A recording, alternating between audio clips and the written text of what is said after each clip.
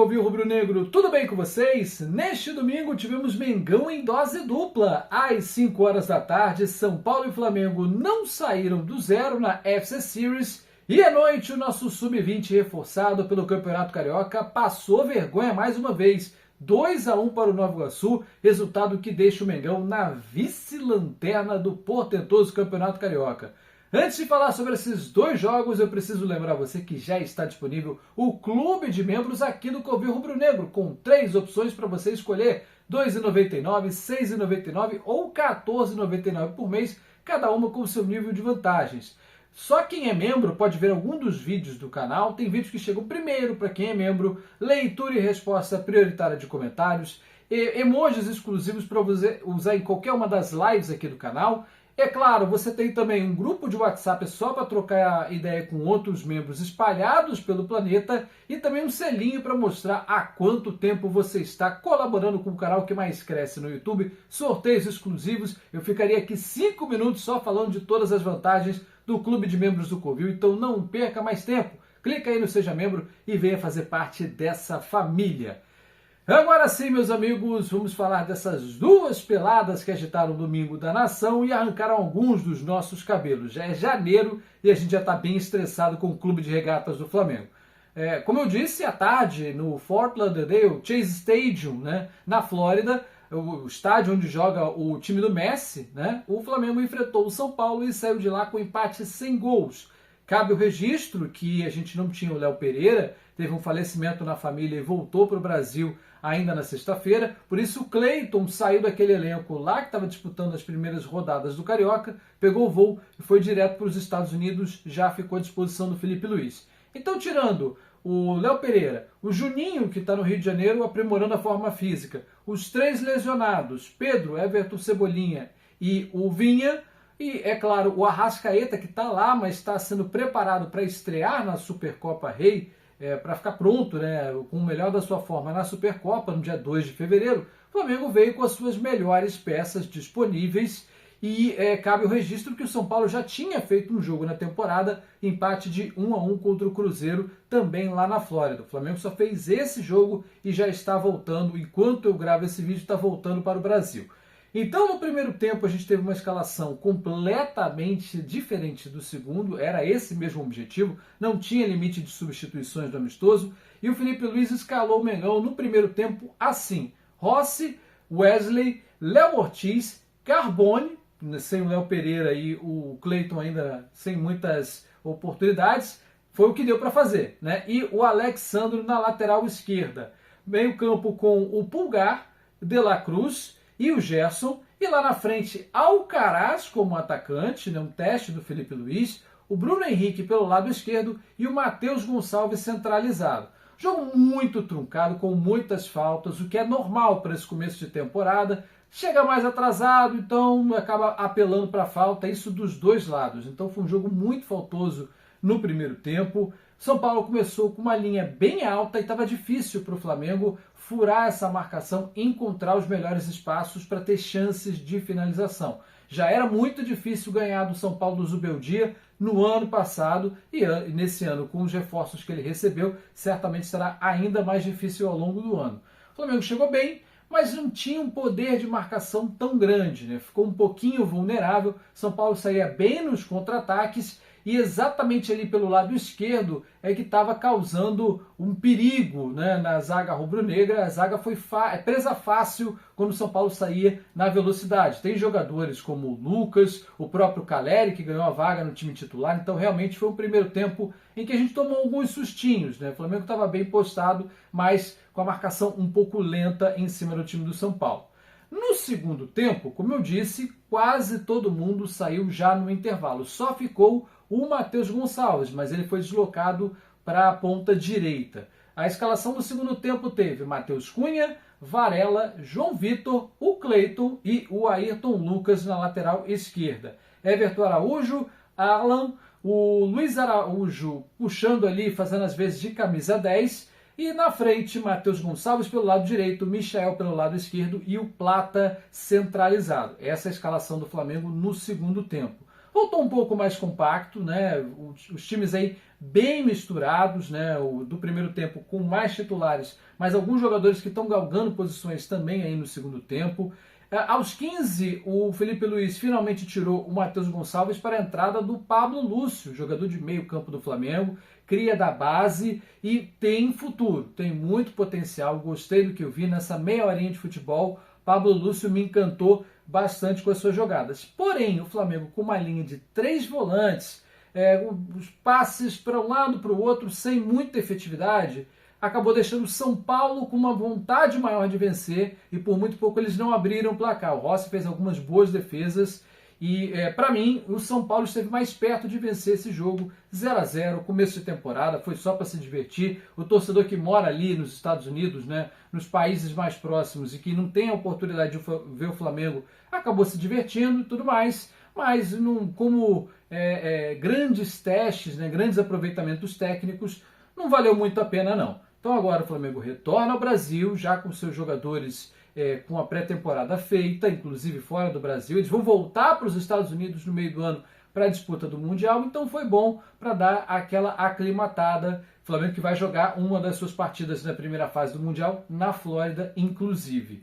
E aí volta para o Brasil, eles não atuam no meio de semana, estão sendo preparados para atuar no sábado lá em Brasília contra o Volta Redonda, e aí sim começam a temporada para valer. E aí a gente passa para o jogo da noite, né? O nosso Sub-20 reforçado, ainda sob o comando do Kleber dos Santos, que vai fazer 4 rodadas. O Flamengo já entrou nessa partida, como foi o último jogo da rodada, já entrou na lanterna do campeonato e seguiu com 3 jogos sem conseguir somar uma vitória sequer, enfrentando 3 equipes de menor investimento, né? O Kleber dos Santos ele tem literalmente o melhor elenco sub-20 do mundo, atuais campeões da Libertadores da categoria, atuais campeões do Intercontinental, esses títulos conquistados com o Felipe Luiz como técnico. Mas acabou que deu nisso, né? Mais um jogo com uma exibição péssima frente ao Nova Iguaçu, que é talvez o melhor dos pequenos. Perdeu algumas peças daquela campanha mágica do Nova Iguaçu, vice-campeão carioca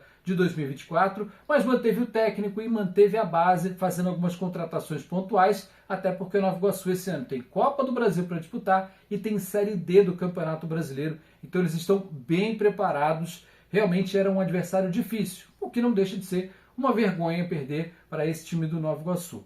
Entramos em campo à noite com o Diogo Alves, Daniel Salles, Pablo e Felipe Vieira na zaga, né? A única alteração, como o Cleiton foi para os Estados Unidos, o Felipe Vieira assumiu a vaga.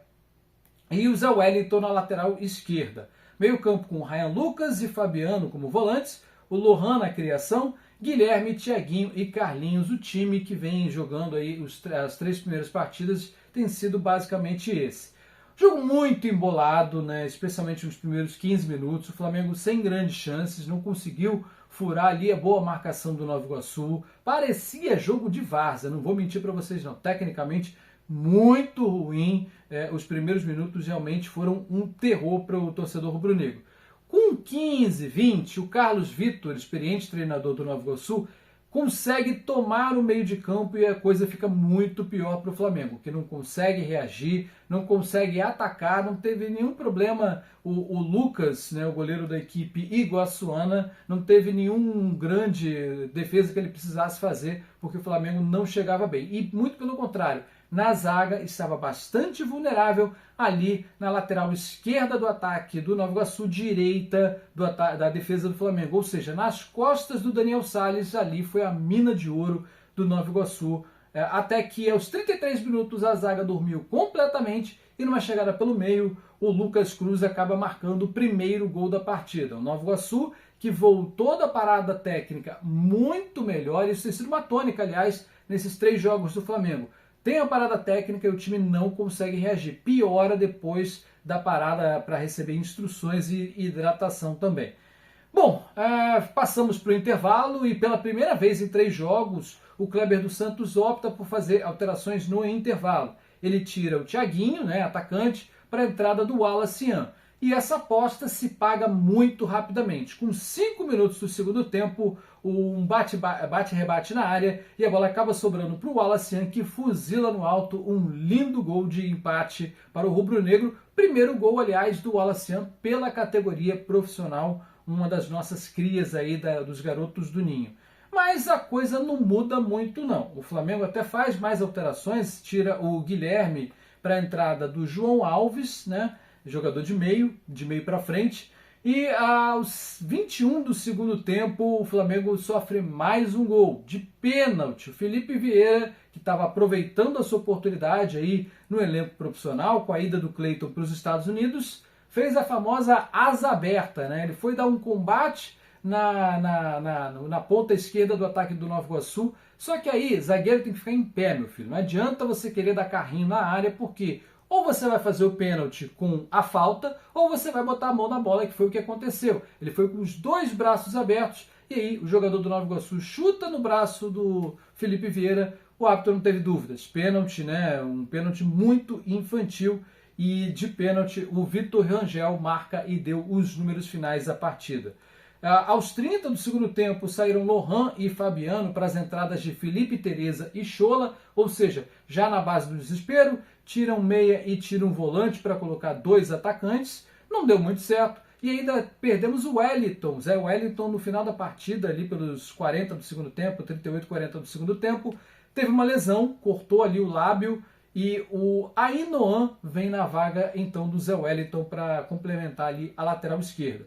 A grande verdade é que o Nova Iguaçu do Carlos Vitor botou o sub-20 do Flamengo na roda. Em nenhum momento o time rubro-negro que entrou em campo hoje no Carioca foi superior à equipe de menor investimento da Baixada Fluminense. Essa que é a verdade. E se não fosse o gol do Wallace Ian, o Flamengo nesse momento estaria na lanterna do Campeonato Carioca. Só não é lanterna porque tem gols marcados a mais do que a equipe do Bangu. Tem o mesmo saldo do lanterna, a mesma campanha. 3 jogos, 1 empate, 2 derrotas e nenhuma vitória. Se eu, antes desse jogo, já estava rezando para chegar logo à 5ª rodada e o Kleber dos Santos não comandar mais o profissional, agora, mais do que nunca, voltem logo para casa, meus queridos, porque tá difícil acompanhar, assistir esses jogos com um nível baixo muito técnico, nível técnico muito baixo no time comandado pelo Kleber dos Santos. Veja bem, o elenco não é ruim, mas está muito mal treinado e não apresentou nenhum sopro de bom futebol nesses 3 jogos. Bom, rápidas notas aqui sobre a janela do Flamengo. Vamos lembrar, entramos já nessa janela atrasados, não houve transição da gestão Landim para a gestão do BAP e estamos entrando atrasados. O Flamengo tem 2 negociações em andamento com jogadores brasileiros que estão no futebol europeu. Ambos têm 33 anos e as negociações estão bem parecidas, né? No caso, o Jorginho, volante ítalo-brasileiro do Arsenal, da Inglaterra, e o Danilo, que é lateral direito, mas está jogando como zagueiro na Juventus. E, aliás, o Flamengo quer trazer ele para ser zagueiro. Como eu disse, ambos com 33 anos, e a situação é bem parecida. Eles estão em fim de contrato com as suas equipes, só que o salário é o principal entrave. Eles podem até serem liberados nessa janela ou no meio do ano, mas o problema é chegar num denominador comum quanto a salário para a folha não ficar muito pesada. Esses atletas recebem euro, não querem ter uma grande baixa nos seus salários na carreira, entendo isso, é direito deles, mas se quiserem vir para o Flamengo, nesse momento o salário também não vai poder ser astronômico, porque o euro está a 6,20, meus amigos. Então não dá para brincar quando o assunto é as contas do Mengão. Também temos negociação com o Vitão, zagueiro do Internacional. Nesse domingo foi ventilada a informação que o Flamengo fez uma proposta oficial para o Inter, 10 milhões de euros nessa jovem revelação. O jogador que estava no Palmeiras foi para o Inter e continuou se destacando. Acho que é uma boa comprar esse jogador, porque ele tem potencial de revenda. E vamos lembrar que o Flamengo perdeu 2 zagueiros nessa janela. Não renovou com o Davi Luiz e vendeu, né, o Fabrício Bruno para o Cruzeiro. Então é importante trazer mais um zagueiro. Só que o Inter, aquele clube que está nos devendo 3 parcelas do Thiago Maia, a gestão passada parcelou a venda do Thiago Maia para o Inter, em definitivo, em 10 prestações, e até o momento eles não pagaram nenhuma e vão seguir dando calote até 2027, usando as chuvas de maio como desculpa. O Inter não aceitou a proposta de 10 milhões de euros, que é 10 milhões e o perdão dos 4 milhões de euros que eles nos devem pelo Thiago Maia. Aí não dá, né, meus amigos? Bom, para mim, né, se eu fosse ali do departamento de futebol do Flamengo, já teria acionado urgentemente o Internacional na FIFA, né, primeiro na CBF, depois na FIFA, porque quem faz dívida tem que pagar. E se não está pagando e está contratando, alguma coisa está muito errada, muita coisa tem que mudar no futebol brasileiro. É isso, meus amigos. O Mengão volta a campo na quarta-feira, 19 horas, contra o Bangu, nesse mesmo Castelão, em São Luís. Como eu disse, o último jogo sob o comando do Kleber dos Santos. Um grande abraço a todos. A gente se vê na quinta. Tchau, tchau.